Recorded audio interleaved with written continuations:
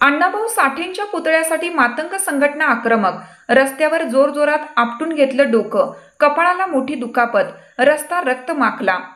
जागतिक कीर्तीचे साहित्यिक व लोकशाहीर अण्णाभाऊ साठे यांचा जन्म वाळवा तालुक्यात झाला असला तरी आजपर्यंत तालुक्याच्या ठिकाणी त्यांच्या पुतळ्याची उभारणी झालेली नाही. यामुळे संतप्त झालेल्या मातंग समाजाने पुन्हा एकदा आक्रमक भूमिका घेत तीव्र आंदोलन छेडलं आहे. गेल्या 2 दशकापासून अण्णाभाऊ साठेंच्या पुतळ्याची मागणी सातत्याने होत असून यासाठी आंदोलने, निवेदने आणि मोर्चाचं आयोजन केलं गेलं आहे. मात्र प्रशासनाने अद्याप ठोस निर्णय न घेतल्यामुळे समाजात नाराजी वाढली आहे.